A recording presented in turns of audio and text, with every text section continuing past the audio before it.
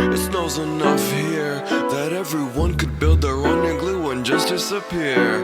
The congregation laughed, but I just thought about it. My face darkened as I realized that I don't doubt it. I heard your wife got another. Believe in just a wire or the gutter. Mrs. Tanaka saw me scowl and pulled me aside. Expectedly, she never lied and always tried to tell me what was best for me. I left the pews and crunched through the snow. I had to find out what else Moondale could know.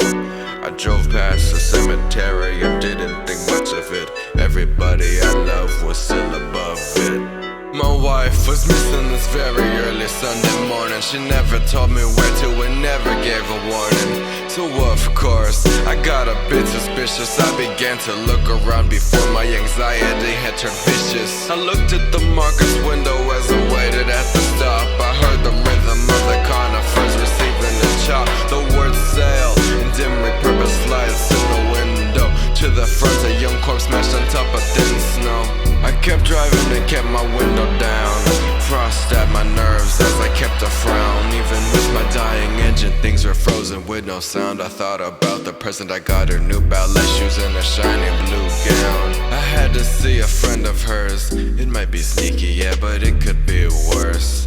She sat me down, poured me some coffee. She made an effort to keep my cup safe from her coughing. She asked me, how much do you know about her past? She served me with a smile, but her expression had changed fast. I told her that I could write the whole book. A small smile then returned to her look. So has she been acting different recently? No, I replied, she seemed at peace to me. Thinking of her made the clouds in my head start storming. So I took a sip because I needed warming. When she comes home, I think you should just confront her. Ask her what she's doing, stop trying to hunt her.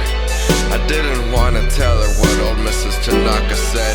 Didn't want her opinion of my wife to drop into the red. Thanks for talking with me, Gina, and keep this between us. Only unless it comes up, other than that no one had seen us. Saw myself out and tried to get to the car somewhat dry, and for some reason I felt like I had to cry. On any other day she'd leave me feeling overjoyed, but it's just this one day, so why am I feeling so paranoid? Could it be another man? We'll have to go to where we all like to expose our hands. I asked around the bar if they had seen my dancer, though I'm sure the guy in question wouldn't answer. I was surprised when Mr. Huber had spoke up. She bought flowers from me and was choked up. That was all I needed to figure out where a visit she had paid. Tad plus flowers equals mourning at a grave. Were her parents or siblings alive? I had to ask myself, yeah. Everyone close was still in good health. I drove back in the direction of the cemetery. I tried to remember, but I always skip the obituaries. Who has she lost recently? Don't matter, I'm her man, I can comfort her decently. As I parked, I couldn't see her at first. Maybe I missed her, maybe my steps had been cursed, but I stepped aside anyway. I wasn't going to give up today. I realized that I had never been here before. I felt a tremble in my very core. I walked around for a while and didn't see her anywhere, but then I turned around and saw her sitting there. She didn't notice me as I started to jog towards her. As her details became clear, my breaths were getting shorter. Her hand was placed on a modest headstone, and as she finally looked at me, I felt even more alone. What are you doing here? Her sweet voice trembled. I started to lose the confidence men hold. She didn't get up to hug or kiss me as usual. I realized I wasn't ready for my muse to fall. I looked at the stone, but instead of one name there was two. The names and years told me a man and his newborn were lost too soon, but the names were unfamiliar, so I went ahead and asked her. As I got through my question, my heart rate rose faster. She never made eye contact and her frown began to bend. She said this was my daughter Sally and my old boyfriend.